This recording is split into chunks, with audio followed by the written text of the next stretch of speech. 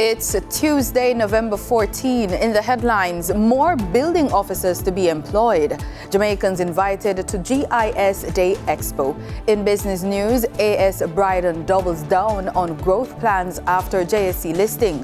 Regionally, a call for Bajans to unite in the diaspora. Internationally, 32 Palestinian Brazilians evacuated from Gaza. And in sports, Jamaican sprinter Sharika Jackson shortlisted for the 2023 Women's World Athlete of the Year. This is the news on PBC Jamaica. I'm Simone Absalom Gale.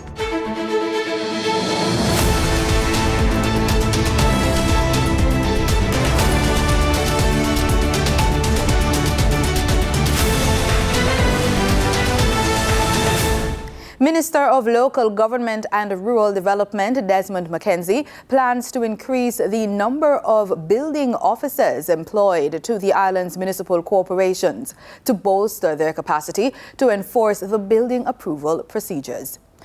The minister, who was addressing the St. Anne Municipal Corporation's Staff Awards and Retirement Banquet at Hibiscus Lodge Hotel in Ocho Rios on the weekend, said, with the current staffing levels, it is impossible to monitor developments across the country adequately. Noting that he is aware of the various activities being undertaken to bypass the approval process, Minister McKenzie is warning those engaged in illegal construction activities that they will be held to account. He says a committee comprised of private sector individuals and experts from the building industry will be established to evaluate and provide recommendations on how the government should respond to violations that occur post-approval. The minister is also reminding the public that approval is also needed to undertake the demolition of buildings. Geographic information systems are computer-based tools used to store, visualize, analyze, and interpret geographic data. It is important for planning in agriculture, building construction, roadworks, and more. Persons who are interested in learning about local and international research and technologies in that area can attend the 2023 Geographic Information System Day Exposition. It will be held on Wednesday, November 15 at the University of the West Indies Mona Assembly Hall. Acting Principal Director of the National Spatial Data Management Branch, NSDMB, Simone Lloyd, shared some information about the day while speaking at a recent JIS think tank session. GIS Day is hosted and celebrated under our GIS in Schools Education program, which is called GISEP. So through that, we promote geography, we promote GIS, at the secondary level primarily and also at the tertiary level, so that students within these educational institutions can understand the importance of geography, recognize it, and how it is that the fusion of geography and information and communication technology are key with respect to GIS, and how this area is a viable career option that is growing exponentially, and how it is that they can tap into this as a viable career option. Senior GIS manager and trainer at the NSDMB, Nadisha Poyser, says 16 organizations were registered and they'll have a display on how they are using geospatial technologies in their operations, specifically to enable the digital society. Persons can come and learn more about these organizations. For students who have career questions, they can also pose these questions to the various entities. So we have Spatial Innovision, which is one of our major sponsors for GIS Day. We have the Planning Institute of Jamaica. We have the GIS unit of the Jamaica Constabulary Force. We have the Mona Geoinformatics Institute. Registration forms for GIS Day activities have been sent to various schools to be submitted to the organization. Ms. Lloyd says more than 20 schools from across all 14 parishes have so far registered to participate in various competitions. We'll be having a big booth exposition that have various booth displays from public, private sector, tertiary institutions, etc. And with that also we're having an entire series of various competitions throughout the day that will be engaging various students and various organizations that will be present. So we'll have school-based, but apart from school-based, organization-based competitions that will be held throughout the day that will be engaging the students and otherwise and the general public as they come out. So we look forward to that. In addition to a series of campus tours, because one of the key things for GIS Day is, apart from the students coming to the campus, we want them to get a good feel as to what the opportunities that are available with respect to possibly pursuing tertiary level education at the University of the West Indies. Organizations are being encouraged to contact the NSDMB at 876-630-1850 or via its social media platforms. The Expo is just one of several activities for Geography Awareness Week under the theme Geospatial Technologies, enabling the digital society, aimed at promoting geography in its various disciplines. So we look forward to culminating the series of events with the Trimble in the Caribbean, which will be on November 16th, and that will be at Courtyard by Marriott from 9 a.m. to 5 p.m. and this is by registration only. In this week's Living Healthy report, we bring awareness about violence against women and girls with disabilities. The feature is brought to you through the Pan American Health Organization, PAHO, of which Jamaica is a member.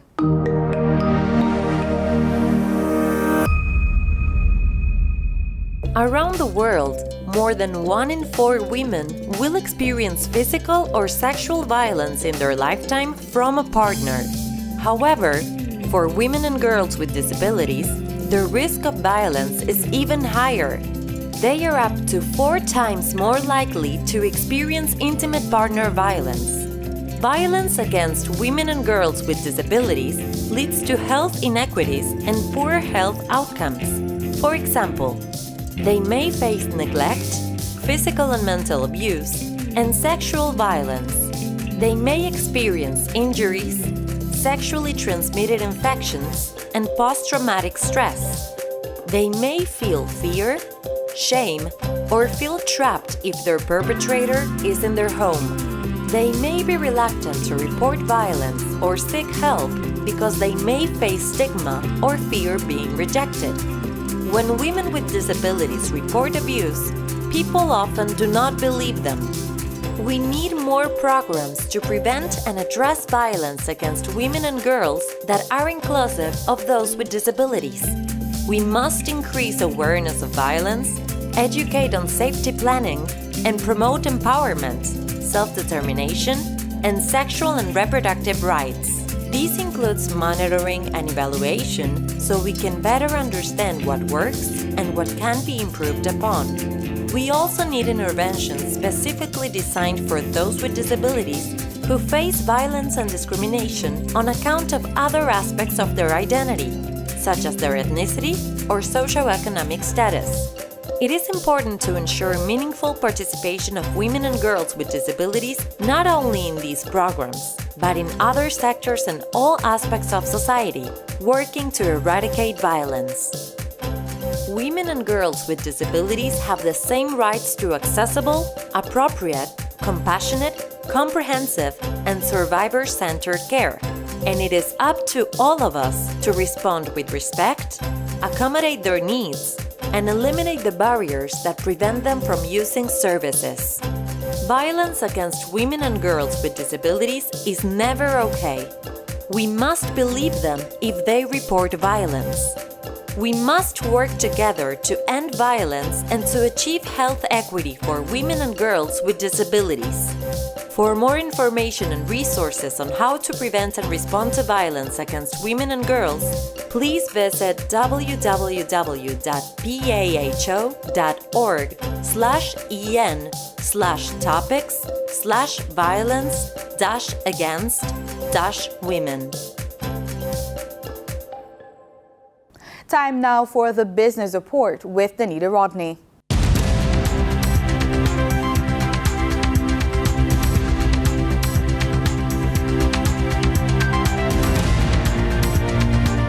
Trinidad and Tobago-based A.S. Bryden and Sons Holdings Limited was officially listed on the Jamaica Stock Exchange on Friday, November 10.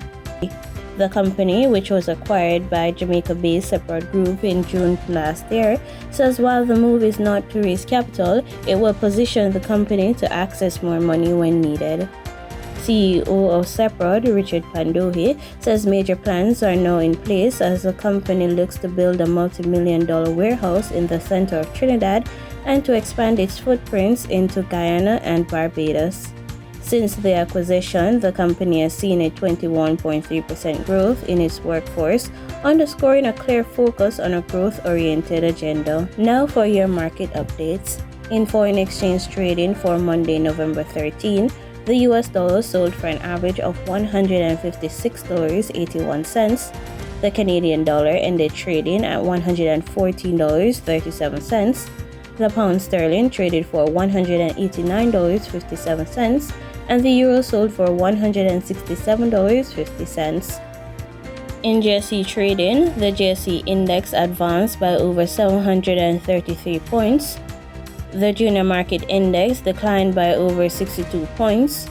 The combined market index advanced by 136 points, and the All Jamaican Composite Index advanced by over 2,334 points.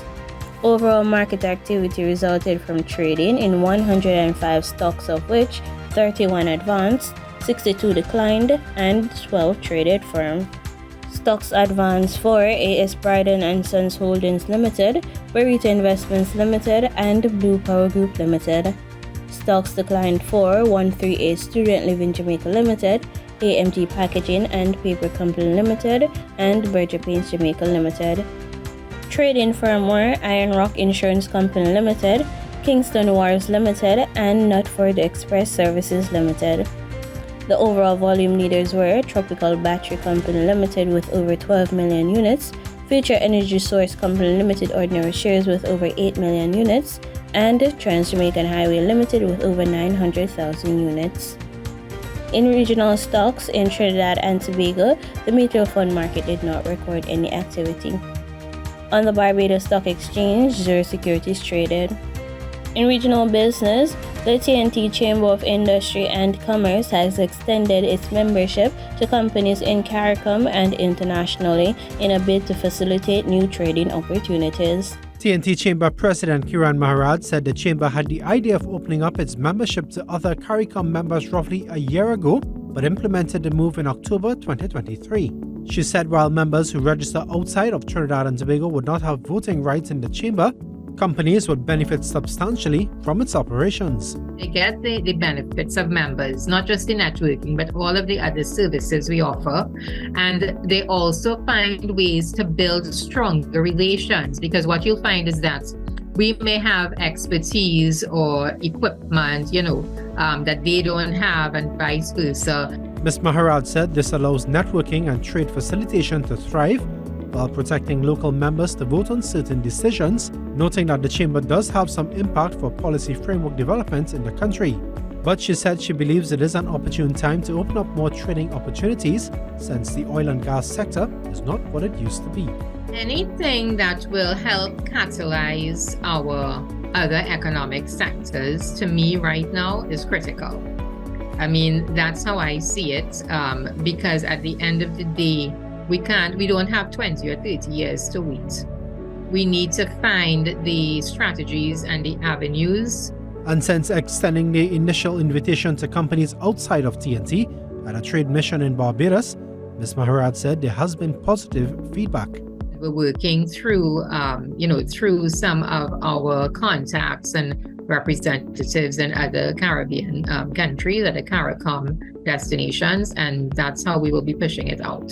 But with the first pitch, so to speak, was made in Barbados, and it was warmly received. And with issues in accessing Forex, Ms. Maharaj stated that such a move by the Chamber could have positive benefits in the long run. The Trinidad and Tobago Chamber was also approached by the Honorable Minister of Finance to look at a few strategies and give him some proposals, which we are currently working on.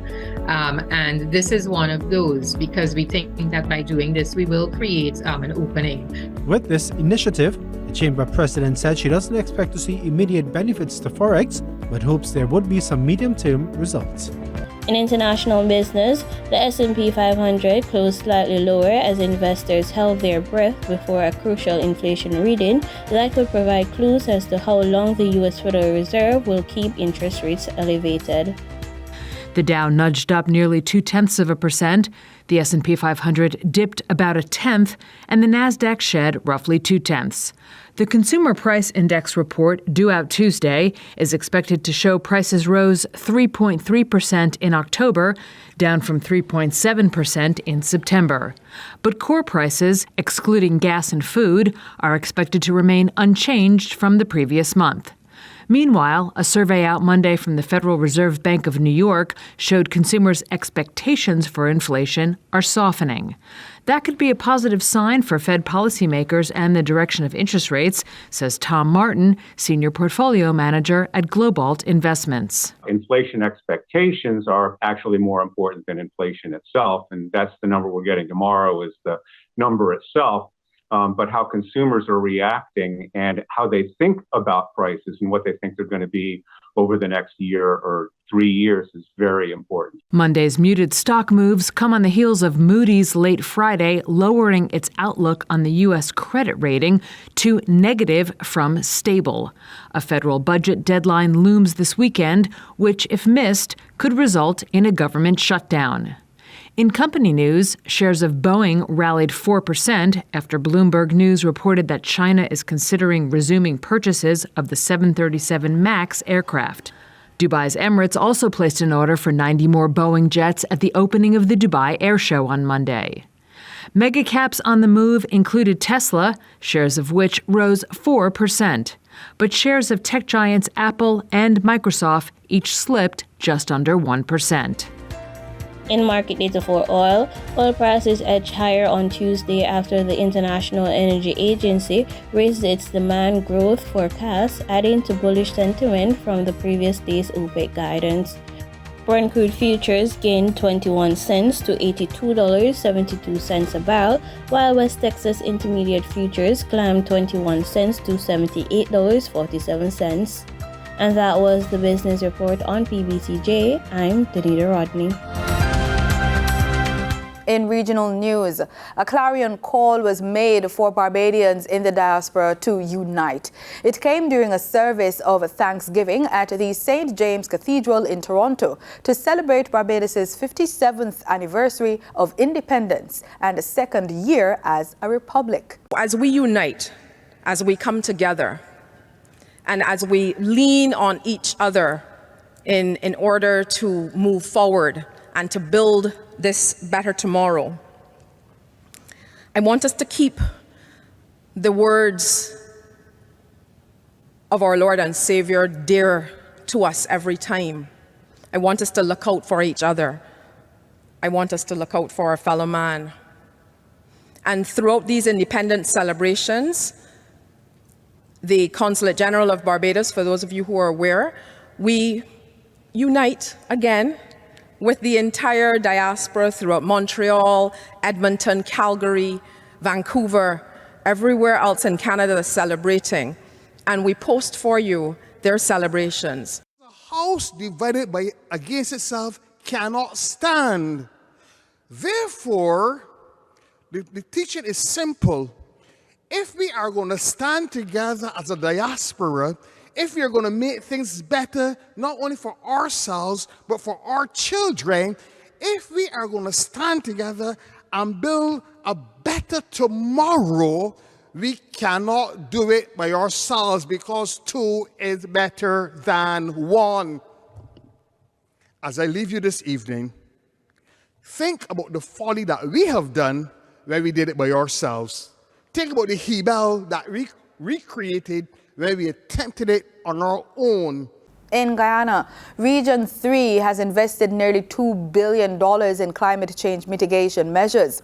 In a press briefing, Vice President Dr. Brat Jagdeo also revealed that the government is also contemplating preparations for addressing flood-prone areas. Vice President Dr. Bharat Jagdeo was asked about the government's plan to spend money on climate change mitigation initiatives during a recent press conference at Freedom House, Robb Street, Georgetown. He clarified that funds from Guyana's sale of carbon credits to Hess Corporation for $750 million are available for usage. Funds for adaptation from the allocation, the first sale of the 30%. So those funds now are in a bank account. We've already had almost a year and a half now consultations on some of the infrastructure work that we've had to do in some of the regions to address flooding or basically address flooding or irrigation. Jagde recalled meeting with residents from Region 2, 3, 5, and 6 at the Otachan Conference Center, where officials from the National Drainage and Irrigation Authority outlined the government's flood management plan for each community. He stated unequivocally that the government is allocating monies for climate change mitigation now, regardless of the carbon funds. We didn't await the receipt of these funds. For example, in the Pomeroon, we went ahead, we awarded a contract to dredge the mouth of the Pomeroon, which was causing issues there, and we bought 2 excavators with pontoons, and they were given to the communities, the upper and lower Pomeroon, to be managed by the communities to deal with the empoldering of their lands and putting in drainage systems. The government is also using a portion of the revenues from the sales of the country's oil and gas resources to build flood mitigating infrastructure for the future, as it moves to comprehensively tackle flooding on the coastland, which is 6 feet below sea level, particularly in Region 2, 3, 5, and 6. Tianako reporting for the HGP Nightly News. In international news, Brazil's President Luiz Inácio Lula da Silva has welcomed home 32 Palestinian Brazilians evacuated from Gaza. The group left via the Rafah border crossing on Sunday. Al Jazeera has the details. After more than 3 weeks of negotiations, Brazilian President Luiz Inácio Lula da Silva celebrated a small but significant victory in the midst of war. 32 Brazilian Palestinians rescued from Gaza safely home. Among them, 18-year-old Shahed Albana. I cannot believe I made it here and I'm still alive. I thought I would die. Since the war started, Shahed has been recording her attempts to leave the war zone. She had gone to Gaza with her mother, who was diagnosed with cancer and wanted to see her family one last time. After her mother died, Shahed was getting ready to return to Brazil when the war broke out. She posted a video on the day she was told she could finally leave. It's 8 hours, 14 minutes. We're at the border. They will start calling our names. Hassan Habi, a shopkeeper from São Paulo who had taken his wife and children to meet his mother in Gaza, was also trapped when the war started. He documented his children on a beach in Egypt after spending more than a month terrified in temporary shelters under constant Israeli bombardment. Look how happy they are after spending 35 days in hiding. More than half of the group are children. 2 of them suffering from malnutrition have been hospitalized. President Lula has condemned the indiscriminate violence against civilians. I have never seen such brutal, inhumane violence against innocents. If Hamas committed an act of terrorism, Israel is committing several, not taking into account that children are not at war. Hassan thanked President Lula for his efforts. The group will spend 2 nights in Brasilia for medical checkups and to sort out their documents. Those who have homes in Brazil will return to them. The others will be taken to a refugee center in the state of São Paulo. Monica Yanaki of Al Jazeera, Rio de Janeiro. In other international news, negotiations on a global treaty to combat plastic pollution have opened in the Kenyan capital, Mombasa. Last year, 175 countries agreed to write a UN treaty to reduce growing plastic pollution. But there are disagreements over how to achieve that goal. Al Jazeera's Malcolm Webb reports. Swabra Mohammed's home city of Mombasa produces an estimated 500 tons of plastic waste every day. Much of it ends up in the nearby Indian Ocean, in its fish, and then in people who eat them. Swabra helps prevent that by collecting it from her neighbours.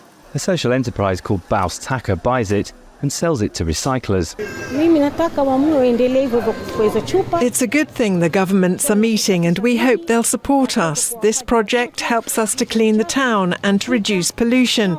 It also occupies women like me and we earn money. People living here say Baus Taka has helped to make the city cleaner in recent years, but the problem goes far beyond these streets. The companies that produce and sell plastic are making money as the world's plastic waste grows every year. Here in Kenya, less than 10% of it is recycled. The rest of it ends up in the sea or in dumps like this. Campaigners say that community projects alone can't solve the plastics crisis and that the only possibility is a legally binding international treaty.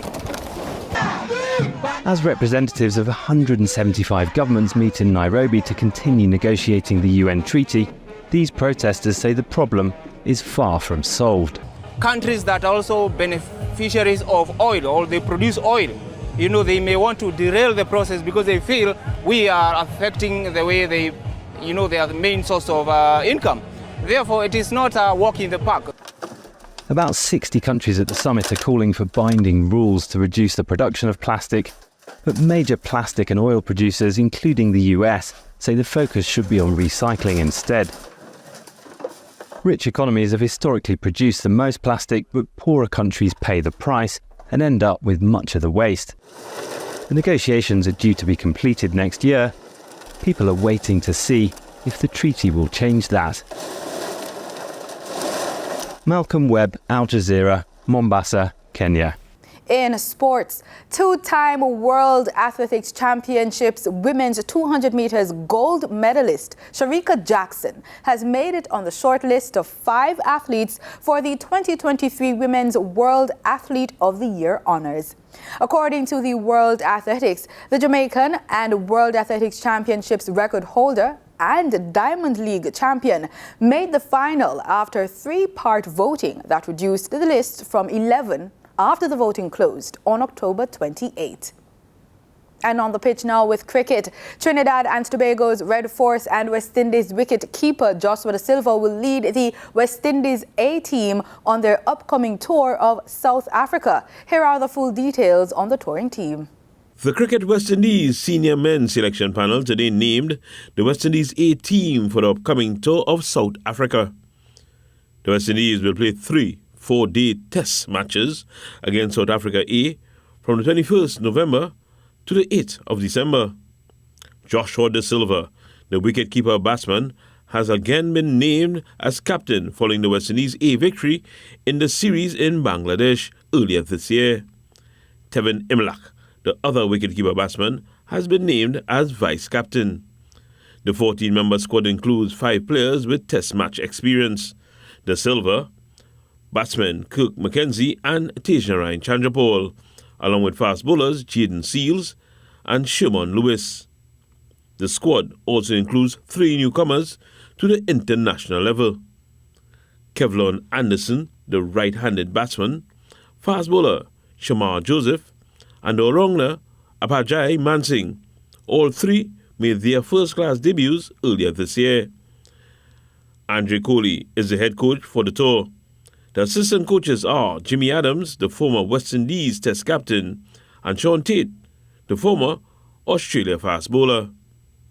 Wayne Cunningham, TTT Sport. And that's it for the news on PBCJ.